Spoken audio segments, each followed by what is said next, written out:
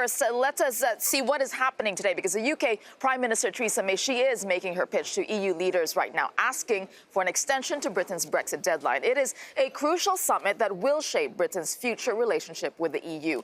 Now, she only wants a short delay until June the 30th, and we do have Jean-Claude Juncker, who was welcoming leaders into Brussels today. But you know what? EU leaders are likely to tell her to accept a much longer delay with tough conditions attached. Now, here is the German leader Angela Merkel with a warning to the UK. Wir werden darüber beratschlagen, welche Art von Verlängerung wir Großbritannien einräumen wollen. Es kann gut sein, dass es eine längere Verlängerung als die von der britischen Premierministerin erbetene ist. Okay, let's start with you, Nigel. When we're talking about potentially strict conditions, because you were saying, well, there's a potential that there is an even more Eurosceptic government that could come later in the UK. But look, for now, what we have is a possible one-year extension with stricter conditions. How do you like that? Do you know, the idea of extension, of course, is appalling, because we're 3 years on from a referendum. We backed it up in a general election. We were promised that the will of the people would be carried out. So on the face of it, I'm horrified by it. But I have to say this. As a Eurosceptic, as a leaver, very committed leaver, I'd much rather now have an extension than accept the treaty that Mr Barnier gave to Mrs May, because that would have left us out only in name. A long extension, a long one. Well, it can't be a short one. Okay. Because we've got European Parliament elections, we've got summer holidays, we've then got a new European Commission coming in. So realistically, there wouldn't be a new negotiation of any kind until at least November. Okay, before I get to Anna Maria and Roberto's thoughts on this, let's go to our political editor, Darren McCaffrey, who is at the summit himself. So, Darren, what are we hearing of what Theresa May actually came here to offer the EU? I mean, there are talks that she shouldn't have come here empty-handed. So what is it? Yeah, indeed. Well, of course, she's come here, Tessa, asking for that extension to the end of June in the hope that Britain somehow, even if it takes part in the EU elections, will somehow not have to actually have MEPs sit in the European Parliament. Of course, it doesn't convene until the start of July. The problem for Theresa May, as pointed out by Donald Tusk last night in his letter ahead of this Council summit, is that it is still incredibly unlikely that Theresa May, given where the talks are at Westminster, will be able to get a deal through before June 30th. And so in those circumstances, the EU Council tonight will be talking about a much longer extension. Now, there are two further dates to consider. One is until the end of this year, to December 2019. Now, we think there is widespread favour for that date, not least of all because it means that we will not necessarily have these emergency summits every couple of months. The EU business will not be entirely taken up with the bandwidth of Brexit. There is a third date being put forward, and that is until March of next year, well into 2020, nearly 4 years since the EU referendum. Though it does sound that that date has its critics, most notably in France, who simply do not want this Brexit process to be prolonged for almost a year's time, taking up kind of EU business and the disruption that could come with that. All right. Well, it sounds like the EU might be asking for some pretty strict conditions in a Brexit delay. We were talking about that earlier. But, you know, the European Parliament today actually warned Theresa May not to arrive at the summit empty-handed. Now, if she wanted an extension, and this is a statement that they put out, they said, we expect the Prime Minister to indicate what are the prospects of the cross-party talks between the government and the Labour Party, and also the anticipated results and whether a solid parliamentary majority in support of such an agreement exists. If not, she should indicate clearly the way forward, be it a referendum, a general election, or a revocation. So, yeah, these are the strict conditions, Darren. What more can you tell us? Yeah, indeed. Of course, the concern, particularly most vocally espoused by the French, is that somehow Britain becomes a disruptive member over this extension to the Article 50 process, that it becomes a kind of the bad cop in this process, trying to disrupt EU business over the next, 6 months or so, if there is a prolonged extension. Now, the reason this fear has come about, not least of all because Jacob Rees-Mogg, a hardcore Brexiteer, suggested that should be the UK's course of action. And there is concern here in Brussels that ultimately Theresa May is not going to be the Prime Minister potentially for much longer. In those circumstances, they may well be dealing with a known entity, someone who is much harsher and thinks a lot less of the European Union. And that is why the French and indeed others are insisting that conditions will have to come with a long extension. What could they be? Well, they cover everything from essentially Britain not being able to take part in the selection of the EU Commission President, not having a veto on future budget decisions, or indeed that the EU 27 could meet amongst themselves informally, talk about the future business of the EU, but of course they would all have to include the UK in the final decision when it comes to a vote. All in all, it's very difficult stuff, Tessa.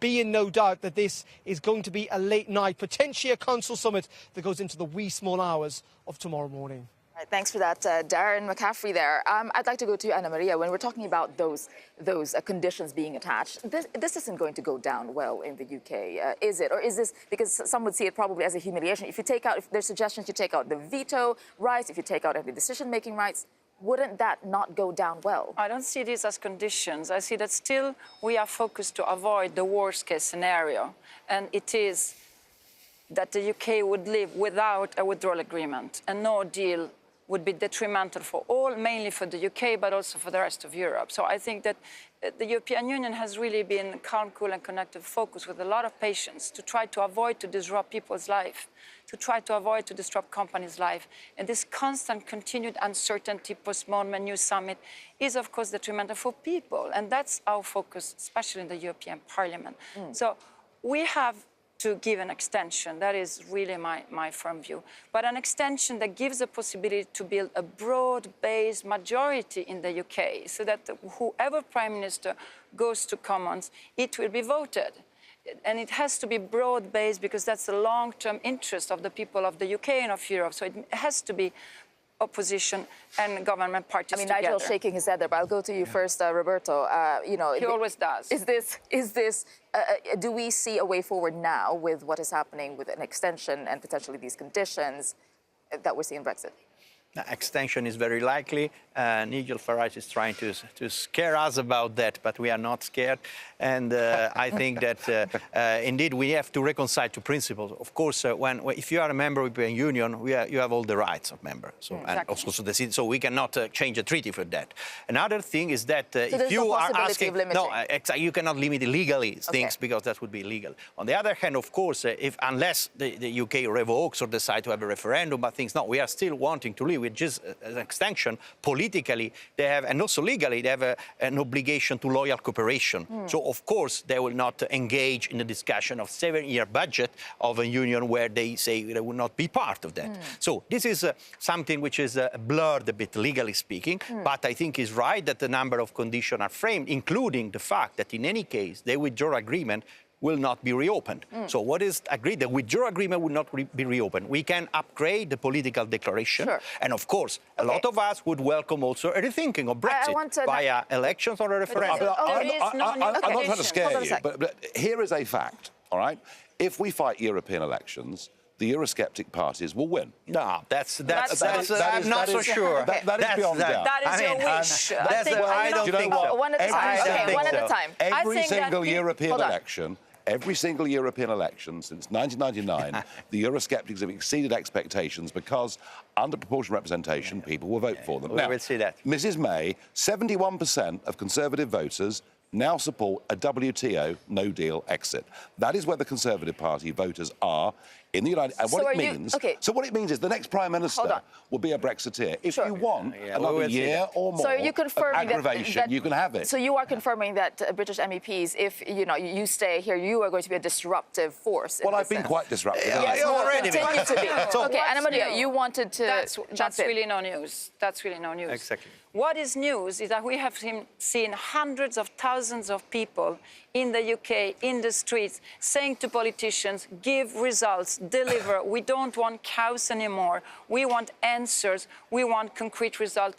to the people. Hence, people are sick and tired of politics like the one They that want to Nigel leave. This is Farage- precisely They why. want to leave. No, they want to get on with their lives. 71% of Conservatives want to want get to on. leave with no deal. But You look, can't deny they those want- facts. If the agreement that's signed later on at the summit, if the draft that we have been seeing circulating, which will include a good faith behavior from the UK, People go which mad. means People go mad about you that. cannot be disruptive. But You that are will- not the but that will people. mean You are not the You're people. missing something here. There's been a Well, massive shift in you British can- public opinion, particularly, Yes, particularly much more people want particularly- Remain. In every single region of England and Wales, apart from London, there is now a big majority to leave with no deal. And that means the next Prime Minister is going to be a Eurosceptic. Wouldn't it be better to say That's your to the case. United Kingdom, let's end this now? Very quickly jump in, Robert, and we'll move on. This is I mean, irresponsible. as I said another time, I cannot compete with Farage propaganda. But the truth Facts. is that if you go to European election, it means that all the promises of Brexiters were fake. And at the end, when the country was confronted with the actual consequences of leaving European, they are thinking, wait a minute. So I don't think this is a great campaign for the Eurosceptics. On the contrary. So I imagine totally different results, by the way. So, of course, he's doing his job to campaign because he's already candidate. He's very keen, actually, of coming back to not European really. Parliament.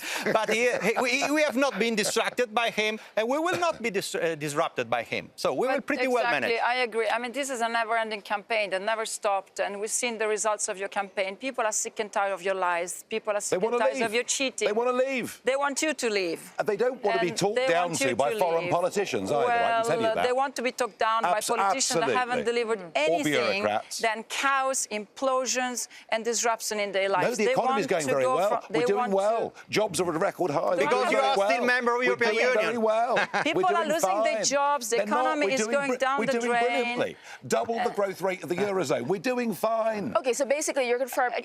Maybe one can tell me that you are The still lies are member of a single continuing. market. You knew that? Yeah, we were told that 500,000 jobs would go as soon as we voted to leave. In fact, But do you acknowledge- employment's at a record high. that's- Please Investment It's too stop good. with I mean, that. I cannot Can- and the compete. Eurozone's in big trouble. But no, Yeah. Hegel, you are in the single Big market. trouble. Okay, The okay. problem is And people get we'll be a scared lot to leave it richer because they outside. know what We'll would be a mean. lot They richer They know what outside. would mean All that. right. The euro we have has been shaped, and I'm happy about that, by our dear friends from the UK. So don't shoot on your own soup. Okay, let's leave it at that for now because we'll spit move in on and it. we'll get back to a lot of this. When the sun goes down now tonight over Brussels, actually, because the EU leaders are going to gather around that summit table. And Theresa May will have to make her case for a short extension. That's what she came here for. And it's expected to be the toughest audience member. We have France's Emmanuel Macron. Monsieur Macron, Europe's foremost leader, waiting to make his move.